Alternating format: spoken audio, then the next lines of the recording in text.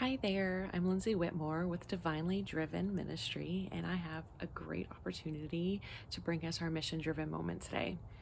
I was reading in Luke chapter 5, and towards the end, Jesus is posed with a question with why is it that the Pharisees and John's disciples are fasting and regularly and praying regularly, but your disciples aren't? And this is a very important piece and question as we are now living without Jesus physically present here.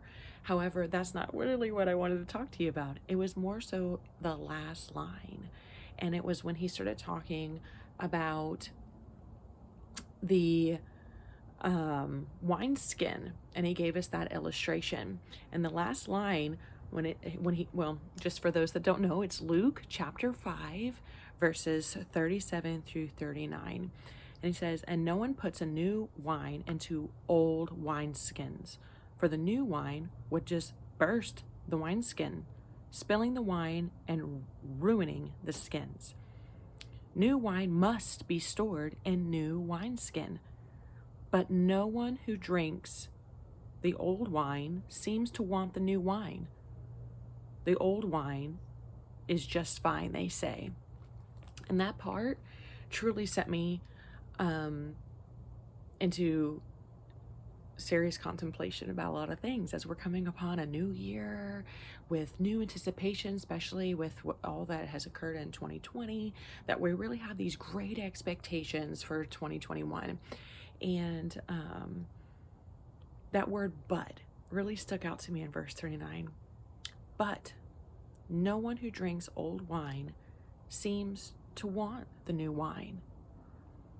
The old is just fine. And I got to thinking,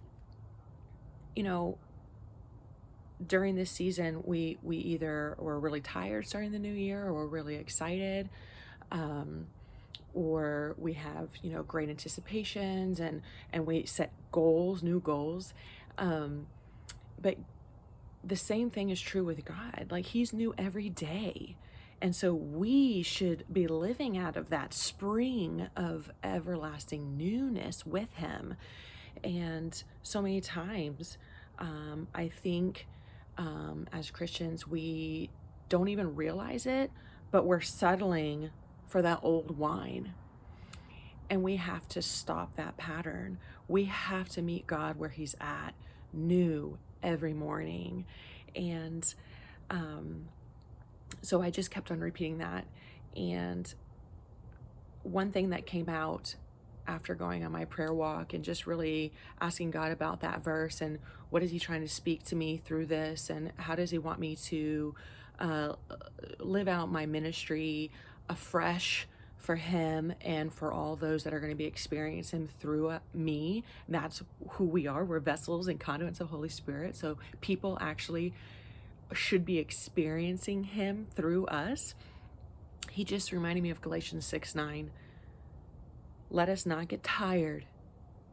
Let us not grow weary. Let us not lose heart of doing good, for we will reap at the proper time if we don't give up, if we allow him to stay fresh. And N.T. Wright says it so beautifully on this verse. He said, "Don't expect that people who had given their lives to the old movements to be happy about switching allegiances." This is what Jesus was up against. They are likely to stay with what they know. They have got used to the old wine. Jesus is doing a new thing. This new thing still forms the basis of Christianity today. So what he was talking about then is just as real then as it is now. The task then is to live out the new life and the new energy. I loved that. And I just pray that you can stay encouraged, stay excited, and be looking for what his new is, and allow ourselves to never settle for the old wine when Jesus is standing, offering us all his newness, all his hope, all his strength and power to live out this life powerfully and perfectly for his pleasure, for his kingdom and his will to be done here on earth as it is in heaven.